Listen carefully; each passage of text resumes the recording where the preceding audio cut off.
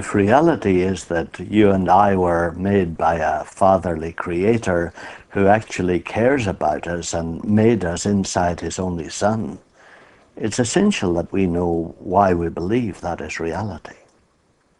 First, it's necessary to know that such a person as this son actually exists. Many of us have read the Greek and Roman myths that were written by the great poets and philosophers about their gods, but we don't believe for a moment that those myths are reality.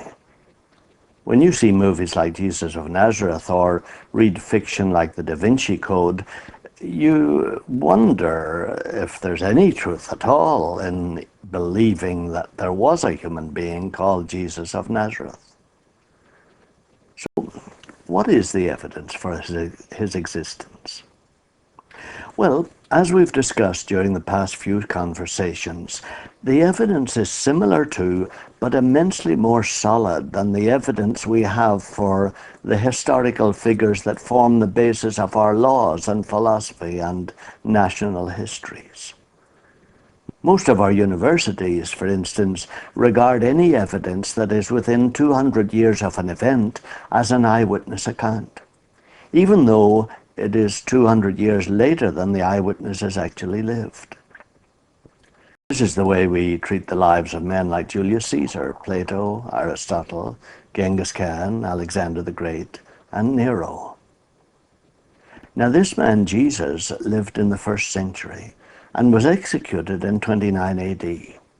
4 of his followers wrote the accounts of his words and actions and circulated them throughout Palestine, Greece, and Rome during the next 60 years, while hundreds of people were alive who had seen what they had seen.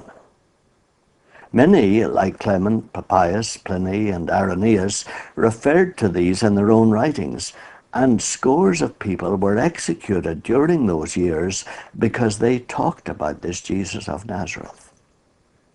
His existence and life were never questioned by either the authorities or the ordinary people.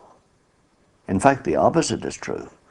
There are many official government documents and references to the trouble this Christ talk was causing. Here's an old Bible of my grandmother's. She was in the Salvation Army, was born in 1860 and died in 1945. I'll read you the little presentation page presented to Lieutenant Jane Ann Duff for Love and Service, 21st of June, 1887. Now, I knew her during the first 11 years of my life, and she could remember what happened in Ireland from about 1870.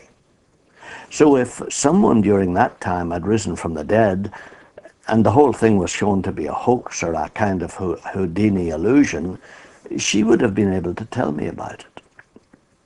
Moreover, if hundreds of books had been written about the lie, she would certainly have protested. But think about it. She therefore could guarantee the events during her 75 years of conscious life, but I'm still alive 60 years after she died. So events that occurred 135 years ago can be corroborated by hundreds of people who are still alive and had the kind of direct contact that I had with an eyewitness. This Jesus died in 29 AD. So people who had spoken with eyewitnesses of his death and resurrection would still be alive in 165 AD. There were thousands who are in this category, who were alive during the period from 29 to 165 AD, while hundreds of books and letters were being read and circulated about those momentous events. Of course, what makes the historical facts so certain in the minds of historians is that the eyewitnesses themselves and those who believed them gained nothing by their talk. They didn't become famous or rich or powerful through their speaking or their writing. In fact, the opposite was true. They died in their hundreds, in the mouths of lions, at the hands of gladiators, for the pleasure of Nero and the Roman emperors.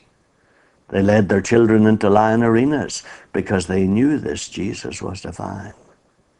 They had no doubt that he had power to die and to live again. Were they deceived? Well, let's talk again about this.